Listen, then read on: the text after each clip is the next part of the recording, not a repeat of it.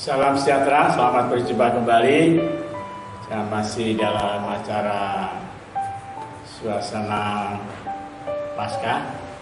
Saya sampaikan selamat Hari Raya Paskah. Tuhan Yesus memberkati.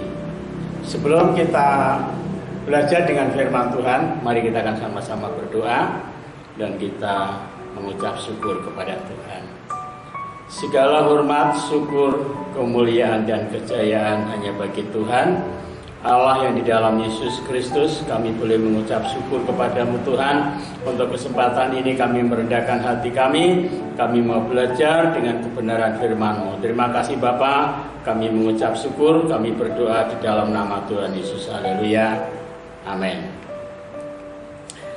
Baik Bapak Ibu Saudara, pada kesempatan ini kita akan belajar dengan firman Tuhan di dalam Injil Yohanes pasal 20 ya.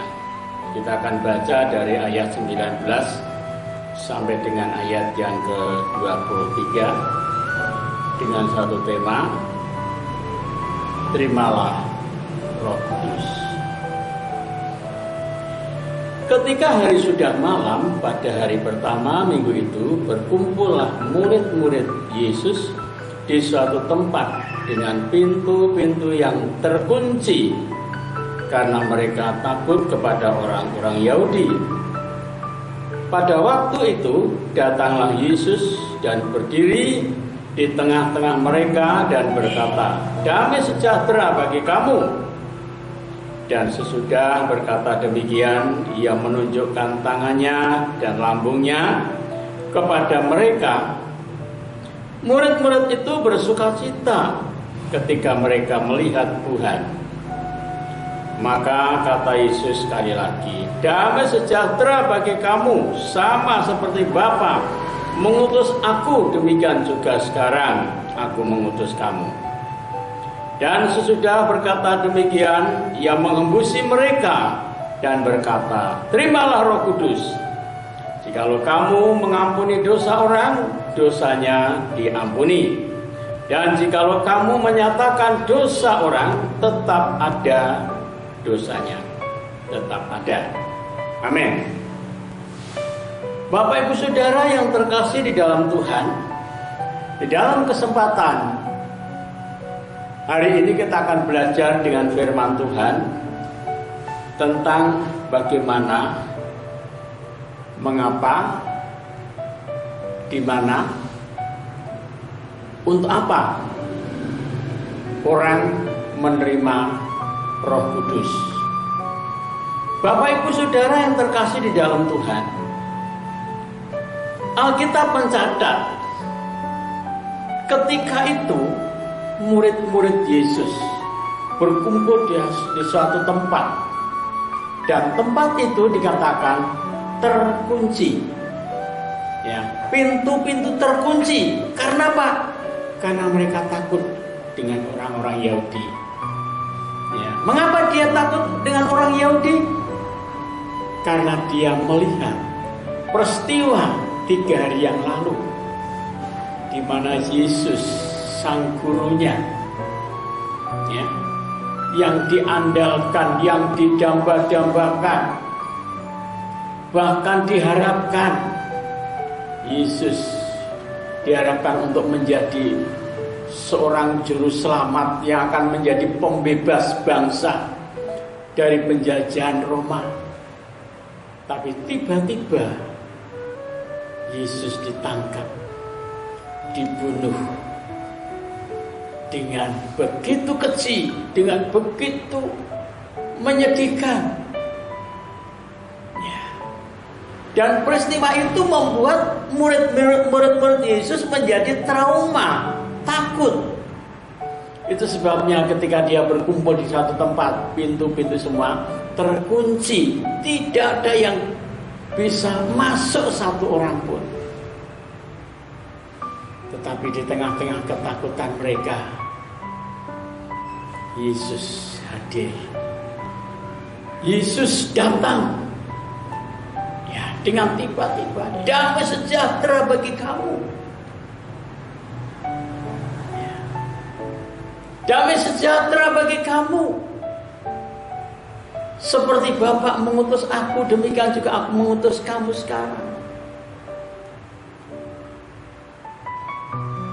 Dan setelah Yesus berkata demikian, Yesus menghembusi mereka dan berkata, terimalah Roh Kudus. Roh Kudus yang dihembuskan untuk murid-murid itu adalah roh untuk mengampuni.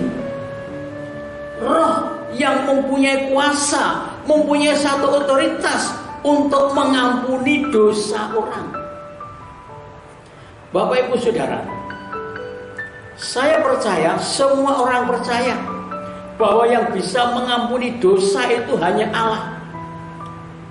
Manusia tidak bisa mengampuni dosa. Sesama manusia berdosa. Bagaimana orang berdosa mengampuni orang berdosa? Nonsen, tidak mungkin dan tidak akan pernah terjadi. Bapak Ibu Saudara, tetapi Yesus berkata, mereka dihembusi dengan Roh Kudus. Jikalau kamu mengampuni dosa orang itu diampuni. Tetapi kalau kamu menyatakan orang itu berdosa, maka dosa itu tetap ada pada orang itu. Artinya apa? Artinya bahwa Roh Kudus itu adalah Roh Allah sendiri. Roh Allah sendiri yang dihembuskan untuk murid-murid Yesus itu. Nah, saudara, kalau kita membaca dalam Kejadian pasal 2 ayat 7, ketika itu Allah menjadikan manusia dari debu tanah. Allah menjadikan manusia dari debu tanah. Lalu Allah menghembusi napas hidup lewat hidungnya. Alkitab mencatat manusia itu menjadi makhluk yang hidup. Itu manusia pertama. Saudara tahu namanya siapa? Adam. Adam menjadi makhluk yang hidup setelah dihembusi dengan roh, dengan nafas hidup lewat nafas Allah sendiri. Saudara bisa bayangkan, Adam waktu itu sebelum dihembusi nafas hidup, dia sebagai apa? Dia hanya sebagai patung yang dibentuk, yang menyerupai segambar dengan Allah. Tetapi walaupun segambar dengan Allah, tetapi itu patung, belum menjadi makhluk yang hidup. Nah, setelah dihembusi nafas hidup, barulah menjadi makhluk yang hidup. Murid-murid Yesus sebelum dihembusi Roh Kudus, dia hanya menjadi manusia biasa, murid biasa, murid yang tidak bisa mengampuni dosa orang. Isinya hanya pendendam, marah, sakit hati, dendam. Itu manusia, murid Yesus sebelum dihembusi Roh Kudus. Nah, setelah dihembusi Roh Kudus, murid Yesus menjadi manusia hidup, makhluk hidup, manusia rohani yang hidup, yang bisa mengampuni dosa orang, yang bisa memaafkan kesalahan orang, yang tidak menyimpan kesalahan orang, yang tidak pernah dendam, walaupun disakiti, walaupun dibenci, walaupun disiksa, walaupun dihina, bahkan temannya dibunuh sekalipun, dia tidak sakit hati, dia tidak marah. Kenapa? Karena dia sudah menerima namanya Roh Pengampunan, Roh Kudus yang mengampuni dosa orang. Betapa pentingnya Bapak Ibu Saudara yang terkasih dalam Tuhan. Ada banyak orang Kristen tetapi belum bisa mengampuni kesalahan orang. belum bisa mengampuni kesalahan orang, masih dendam, masih sakit hati, marah, kepahitan. Karena apa? Roh Kudus tidak difungsikan di dalam hidupnya. Roh Kudus tidak diberi kesempatan untuk berkarya dalam hidupnya, untuk menjadi orang yang bisa mengampuni dosa orang. Tuhan Yesus berkata, kalau kamu mengampuni dosa orang, Bapakmu pun akan mengampuni. Tetapi jikalau kamu tidak mengampuni, Bapakmu yang di surga pun juga tidak akan mengampuni. Bapak Ibu Saudara, mengampuni dosa tanpa Roh Kudus tidak akan pernah bisa. Mengampuni orang yang bersalah kepada kita tanpa Roh Kudus tidak akan pernah bisa. Memaafkan kesalahan orang tanpa Roh Kudus menolong, saudara dan saya tidak akan pernah bisa. Oleh sebab itu Bapak Ibu Saudara yang terkasih dalam Tuhan, Roh Kudus menjadi peran utama dalam kehidupan orang percaya, terutama untuk menjadi orang yang bisa mengampuni dosa orang, mengampuni kesalahan orang. Ya.